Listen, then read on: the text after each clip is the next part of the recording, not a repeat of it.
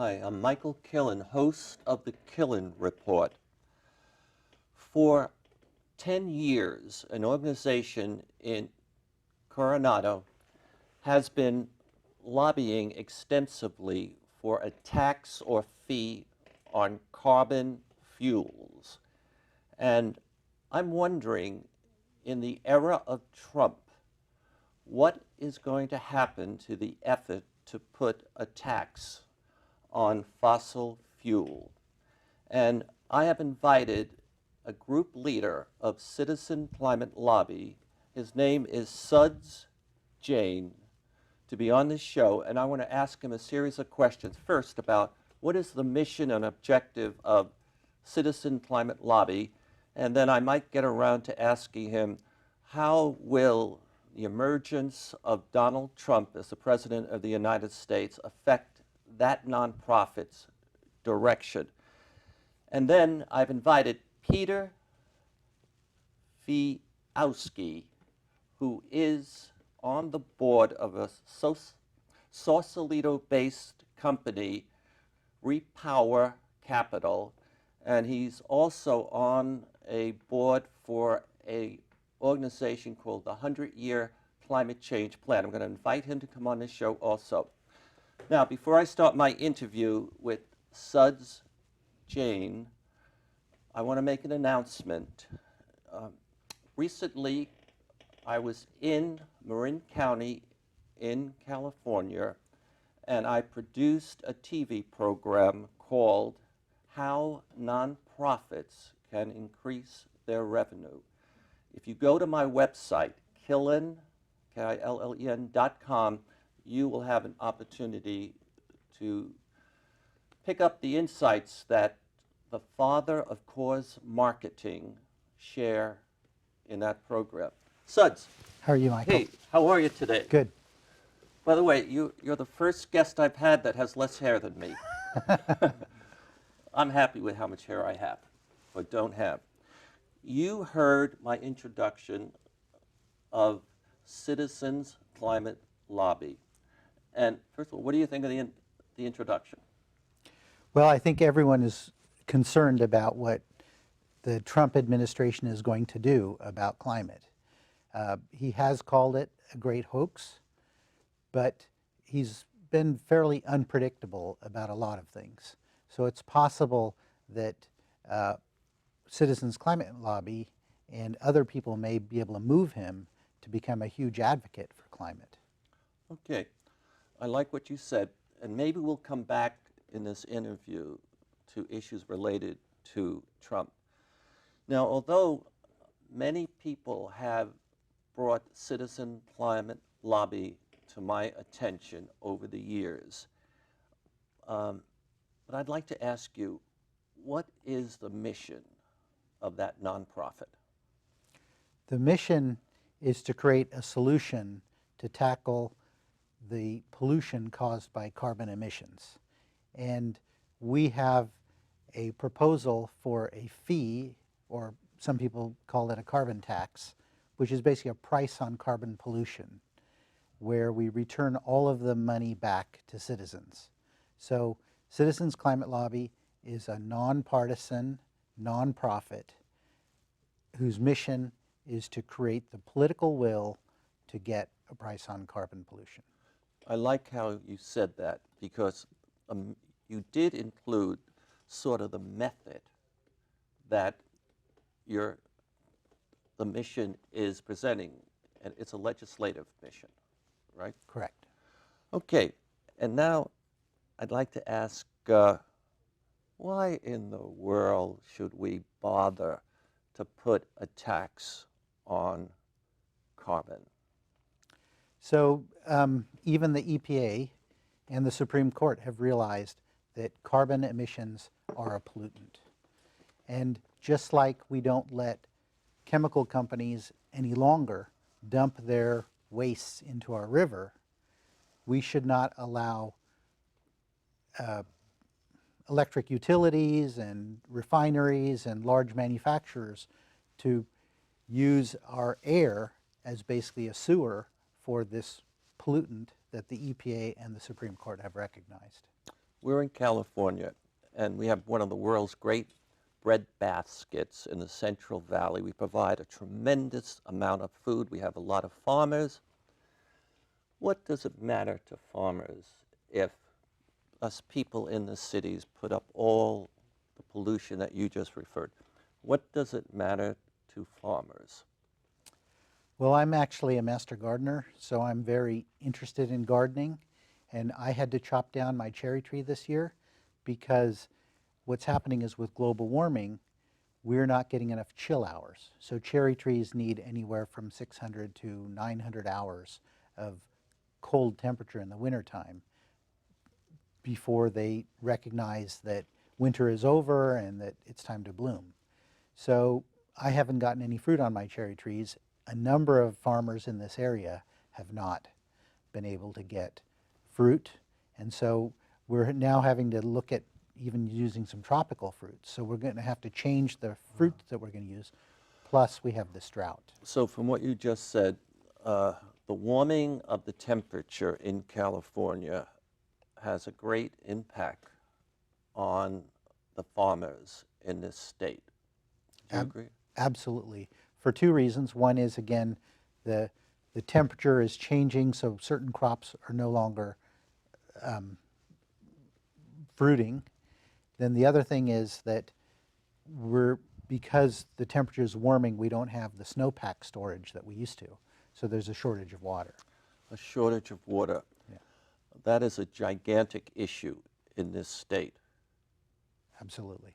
And is it more than just being concerned with the snowpack melting, providing enough water, and providing it when it's needed? But are there other related water issues that you believe impact the farmers in this state? Well, one of the things is that as you heat up a planet, and we call it the greenhouse effect because it works just like a greenhouse. CO2 basically blankets the earth, and it's basic physics that it, just like glass, lets in visible and doesn't let heat or infrared out. CO2 does the same things. So the planet's getting warmer. That's causing more evaporation. So we have 7% more moisture in the air. When it comes down in deluges, which are floods. So farmers have issues with drought and floods. Okay, and I would like to ask a question related to that and NASA. Okay, I was fortunate to work on a little project with Steve Hipskin, the head of Earth Sciences for NASA Ames. And we teamed up to create an event where NASA would have a chance to discuss somewhat intimately the water issues that farmers face. And this brought John Lair, the Secretary of Resources for the state of California. And being involved, and I was basically just a bystander, I was a speaker or whatever, I learned that NASA has invested a considerable amount of money and had great interest in providing more and more important data to the state to help the state assist the farmers in meeting their needs for water. And then I read in the paper a while ago that Trump followers and maybe some Republicans, and who knows, maybe some Democrats, they're threatening to cut the funding to NASA for anything to do with gaining knowledge, insights about the impact, or the development and also the impact of climate change. What do you think about cutting NASA's budget? I think it's a horrible mistake. I mean, these people refuse to fund science, which advances human knowledge. And I mean, if you look at California, we're technology based, right? Most of our, Silicon Valley jobs are all technology based. a lot of them came from work that was done in basic labs in the federal government, federally funded labs. So for us to basically bury our heads in the sand and say we don't want the information because it might contradict what we want to believe is a horrible mistake. And fortunately, our governor, Jerry Brown, has said, well, if the federal government's going to stop doing this, we're going to do the research. And I applaud him for that. Okay, I'm sure the farmers love hearing that. And then I want to acknowledge that I know you know Assemblyman Rich Gordon. I do. And I know you are in the sphere of political activism, and especially in the Santa Clara area. And I remember being with Rich Gordon, and he was working on helping us appreciate the threat of sea level rise. And from those discussions, I discovered that there is the fear that there'll be a big storm, the moon will be in a certain position, and the ocean waters will come up all the way to the delta, can come all the way up to the delta, Correct.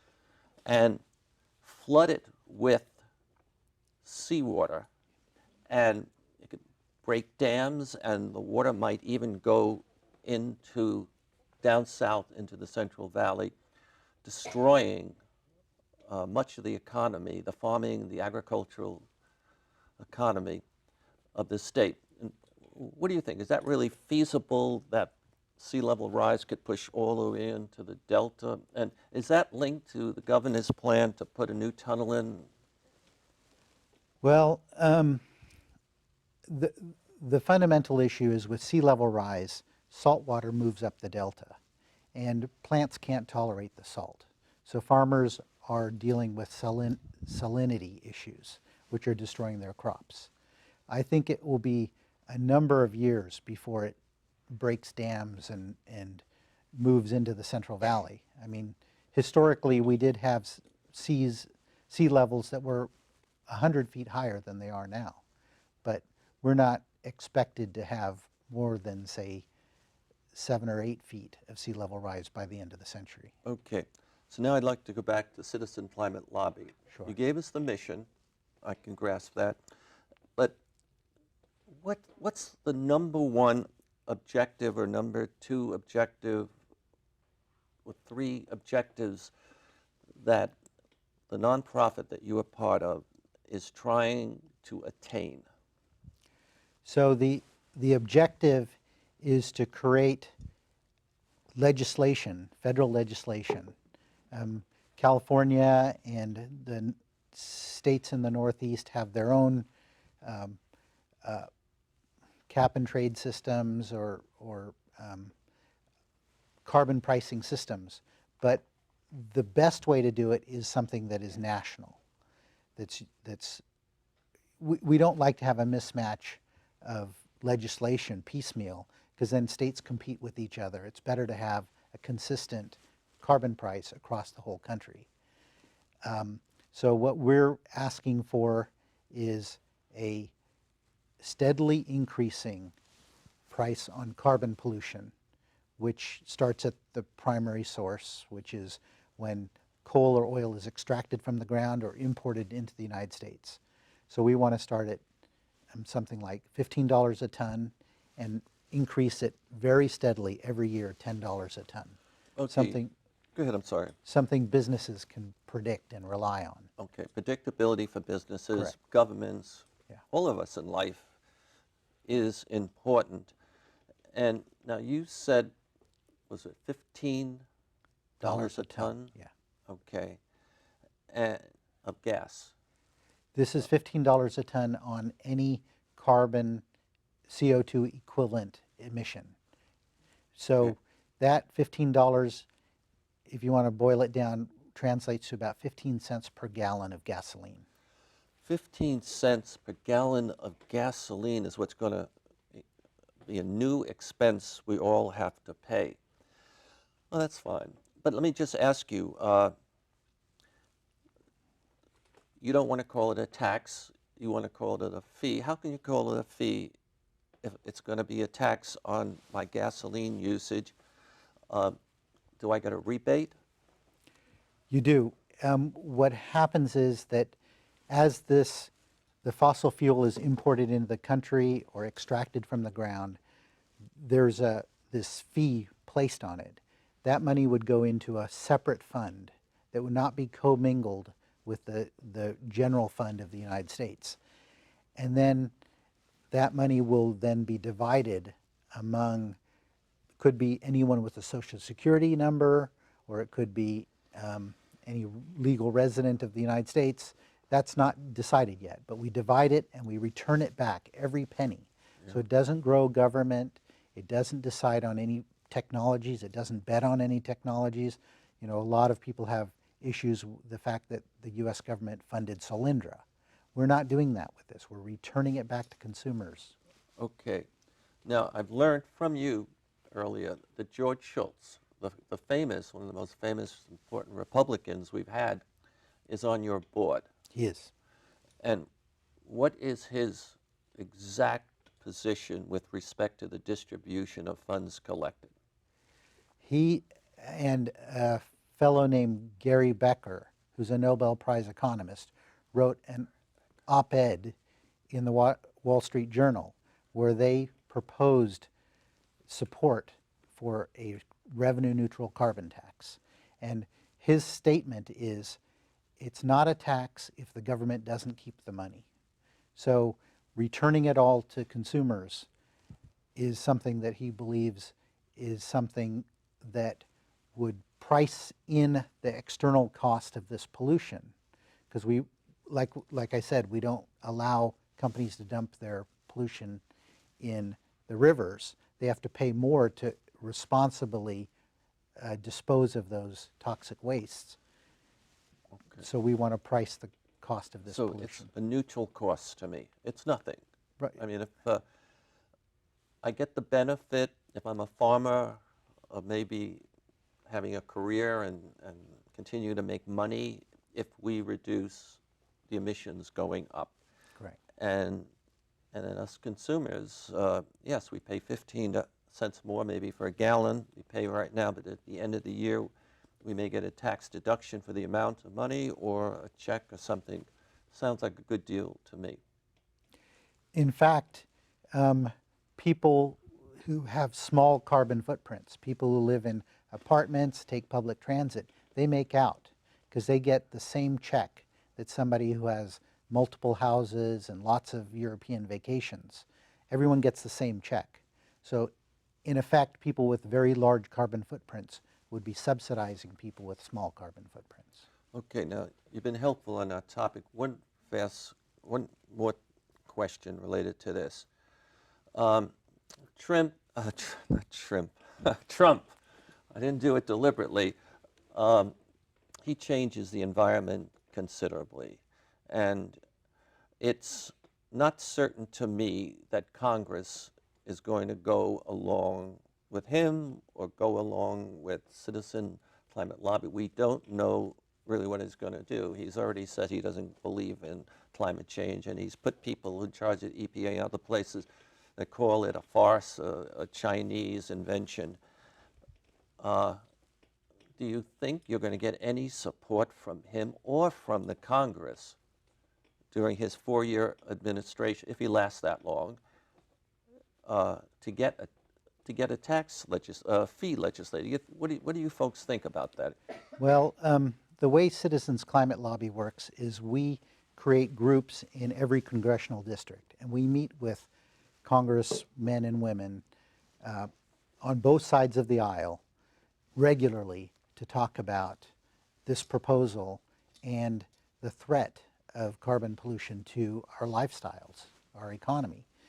And we meet with very conservative congresspeople, and many of them will privately admit that they understand this, yeah, but they're concerned about getting reelected.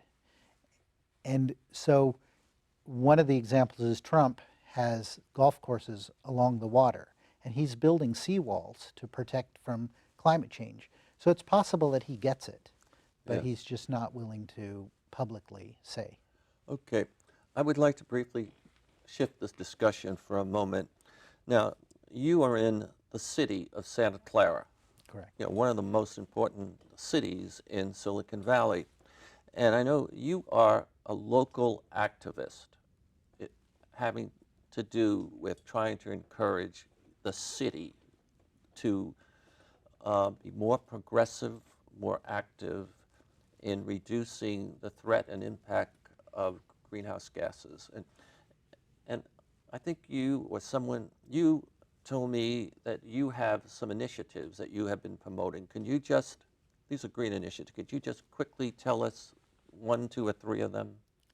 Yeah, so as you probably know, that Governor Schwarzenegger signed AB 32, which is the greenhouse gas legislation. And in that legislation, they ask every city to create a climate action plan to reduce its greenhouse gas emissions.